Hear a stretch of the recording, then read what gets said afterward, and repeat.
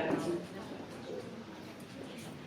Poštovani uzvanici, dragi prijatelji, kud ljepše i bolje krenuti u treću godinu mandata nego s ovim predivnim našim mladim dečkima i curama i ovim riječima: nasilje nije hrabrost, samo si drzak i prost.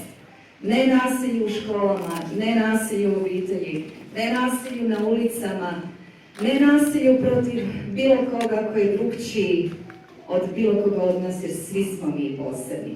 I zato vam hvala što ste došli danas ovdje, da svojim talentom pokažete koliko u svakome od vas ima potencijala da ovu našu dragu Hrvatsku povedete u bolju budućnost.